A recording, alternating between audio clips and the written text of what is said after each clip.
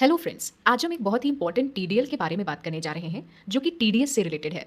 पर ये TDL TDS से इस तरह रिलेटेड है जब थर्ड पार्टी हमारा कोई टीडीएस काटती है, वहाँ पर अगली पार्टी हमारा टीडीएस काटती है। जब अगली पार्टी हमारा टीडीएस काटती है तो उसका हमारे इनकम टैक्स पोर्टल पे 26 फॉर्म जनरेट होता है। ये 26 फॉर्म हमें ये बताता है कि किस किस पार्टी ने हमारा टीडीएस काटा है। अब हमें अगर टीडीएस का रिकॉन्सिलिएशन करना है कि किस किस पार्टी ने हमारा कितना टीडीएस काटा है और हमने उसे बुक्स रिकॉर्ड में कितना एंटर किया है, तो यदि हमें ये सब का रिकॉर्ड देखना है और रिकॉन्सिलिएशन करना है तो इस सब के लिए हम आपके लिए टीडीएल बना के लाए हैं। तो बहुत ही अच्छा, ये सब कुछ आपको यहाँ सिंपल स्टेप्स में इस टीडीएल में मिल जाएगा। तो सबसे पहले हम मॉड्यूल को लोड करते हैं। मॉड्यूल को लोड करने के बाद में आपको टैली को रीस्टार्ट कर लेना है। टैली को रीस्टार्ट करने के बाद आपके पास ऑप्शन आ रहा है इनेबल टीडीएस 26 रिको मॉड्यूल। आप इसको यस करिए। इसको इनेबल करने के बाद आपके पास ऑप्शन आ रहा है 26 रिकॉन्सिलिएशन।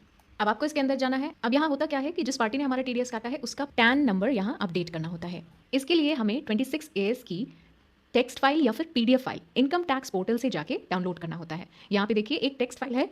ये टेक्स्ट फाइल मेरे सामने जो दिखाई दे रही है इसे मैंने इनकम टैक्स पोर्टल से जाके डाउनलोड किया है। सो ये टेक्स्ट फाइल कुछ इस तरह से डाउनलोड होती है। आप यहाँ पे टेक्स्ट फाइल डाउनलोड करने के बाद में डाउनलोड करने के बाद में आपको सारी डिटेल्स वहाँ पे आ जाती हैं कि किस किस पार्टी ने हमारा कौन कौन से सेक्शन के तहत हमारा टीडीएस काटा है।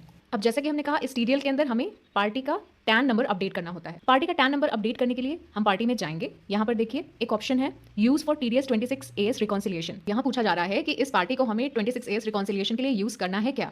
अगर आप इसे यस करेंगे तो आपको इसका टैन नंबर डालना होगा जो 26 से आपको मिल जाएगा। आप यहाँ से 26 को देख के और उस पार्टी को इन्फॉर्म करके टैन नंबर ले सकते हैं और वहाँ पे टैन नंबर डाल सकते हैं। यहाँ पे एक ऑप्शन आ रहा है is this TDS receivable ledger for 26 years. जो टीडीएस रिसीवेबल लेजर आप बनाते हो जो कि आपका रिसीवेबल होता है, अगर वो लेजर है तो उसके लिए आपको यस ऑप्शन पे क्लिक करना होगा क्योंकि डिडक्शन की जो एंट्री होती है उस लेजर के थ्रू की जाती है। तो यहाँ पे पार्टी के लिए ऊपर के दो ऑप्शन है और टीडीएस रिसीवेबल लेजर के लिए ये वाला ऑप्शन है। तो अगर आप टीडीएस रिसीवेबल का लेजर बनाएंगे तो उसमें ये ऑप्शन डालना है। अदरवाइज जब आप ऑटो एंट्री करोगे तो ये ऑटोमेटिकली ऑप्शन यस सेलेक्ट हो जाएगा। अब यहाँ पे ये चीज करने के बाद में आप यहाँ पे अगर एक एक पार्टी में करना चाहो तो कर सकते हो, नहीं तो यहाँ से डायरेक्ट आप सारी पार्टियों में जाके कर सकते हो। जैसे मैंने सनराइज डेटर्स लिया तो यहाँ देखिए यहाँ पे सारी पार्टी आ जाती है। एडिट टैन डिटेल्स में जाएंगे तो यहाँ पे ऑप्शन एनेबल करके पार्टी का टैन नंबर डालना है। इसके बाद यहाँ टैन नंबर अपडेट करने के बाद में एक और ऑप्शन आ रहा है income oblique sales ledger TDS receivable updation.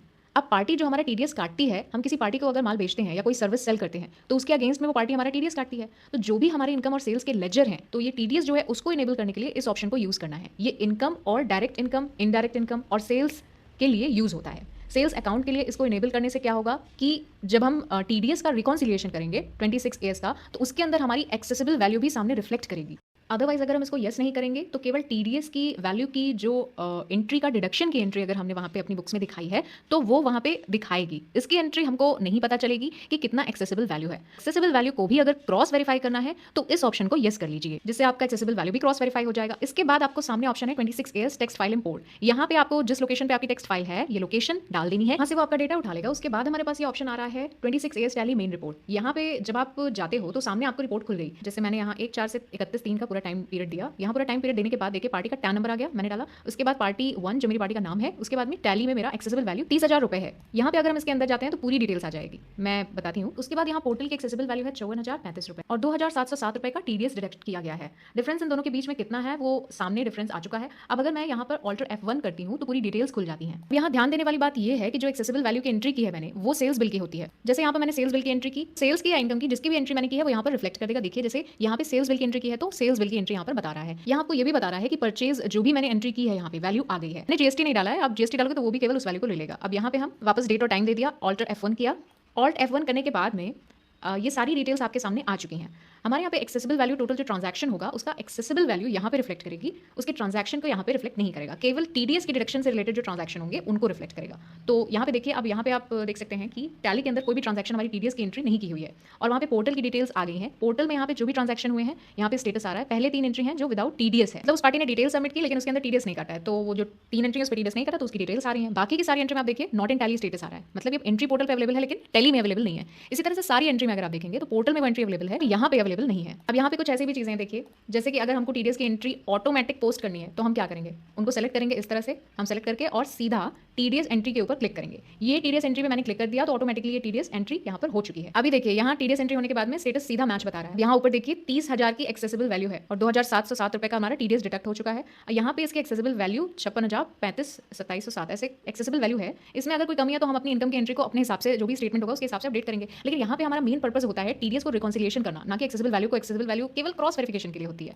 हमने यहाँ पे देखा कि यहाँ पे टीडीएस की एंट्री हमने एक ही बार में कर दी, एक क्लिक से सीधा टीडीएस की एंट्री हो चुकी है। इसमें खास बात यह है कि अगर आपका टीडीएस रिसीवेबल रिसीवेबल का लेजर बना हुआ नहीं है तो वो ऑटोमेटिक बना लेगा और ये ऑप्शन यहाँ पे जो है आपको येस अपने आप कर देगा।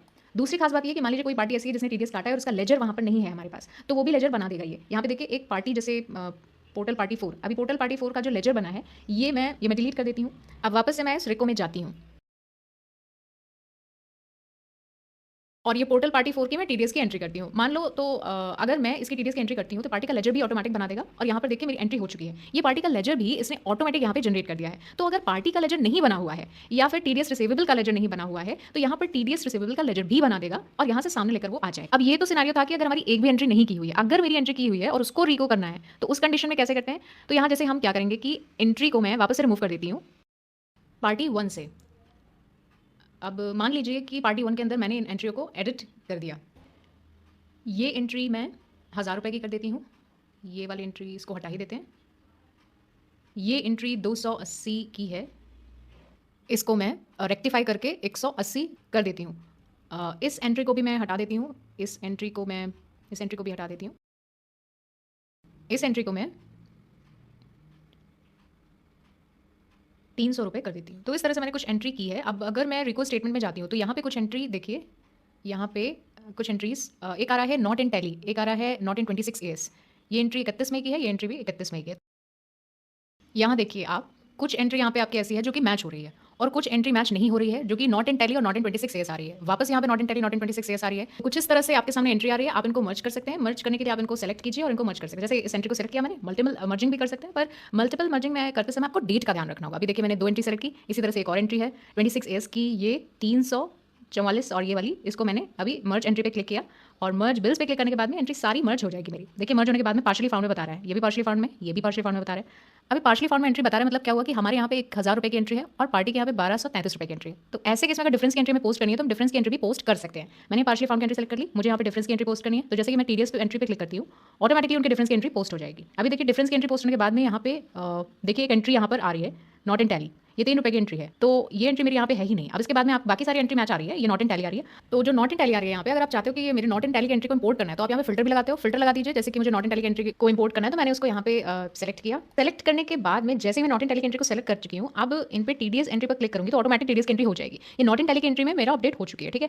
वापस मैं फिल्टर में रख के ऑल आइटम्स करूँगी तो देखिए पूरी की पूरी एंट्री हो चुकी, 2707 रुपये की पूरी एंट्री हो चुकी है हमारी। हमने आपको बताया कि कोई एंट्री पार्शली फाउंड में होगी तो कोई एंट्री नॉट इन टैली में होगी, तो कोई एंट्री नॉट इन 26 AS होगी तो ऑटोमेटिक उसके हिसाब से पूरा स्टेटस अपडेट कर सकते हो आप। यहाँ पर आपको फिल्टर दिया हुआ है, फिल्टर में जैसे मुझे मैच एंट्री देखनी है तो केवल मैच के फिगर आएंगे। अगर आपको ऑल एंट्री देखनी है तो ऑल आ जाएगी। अगर आपको पार्टी वाइज फिल्टर देखना है, जैसे मुझे पार्टी 1 का देखना है तो पार्टी 1 का आ जाएगा। अगर आप इसमें और भी डिफरेंस अमाउंट का देखना चाहते हो तो डिफरेंस अमाउंट का आ जाएगा। अब इसमें डिफरेंस कुछ नहीं था तो ये गायब हो गया। ऑल आइटम करूँगी तो ये पार्टी नेम में मैंने यहाँ पे पार्टी ने मैं ऑल आइटम कर दिया। अभी मान लीजिए शो डिफरेंस पे क्लिक करती हूँ तो केवल डिफरेंस वाली पार्टी सामने आएगी, बाकी पार्टी ऑटोमेटिक यहाँ से रिमूव हो जाएगी। तो इस तरह से आपने देखा कि यहाँ पे जो सारा सिस्टम किया है आपके सामने, हर तरह से फिल्टर दिया हुआ है, हर तरह से फिल्टर लगा के आप एंट्री चेक कर सकते हैं। इसके साथ ही ऑटोमेटिक आपने यहाँ पे करना है तो 1 बटन पे क्लिक करके टीडीएस की एंट्री डायरेक्शन एंट्री पोस्ट कर सकते हो। तो 26 AS का परफेक्टली आप यहाँ पे रिको हो जाएगा, इसमें किसी तरह की कोई एरर नहीं आएगी, बिल्कुल परफेक्ट आपको एक्सेसिबल वैल्यू भी कैलकुलेट होकर साथ में मिल जाएगी, प्लस आपको टीडीएस डिडक्शन का भी पूरा हिसाब किताब मिल जाएगा। I hope you like this video. Thank you for watching.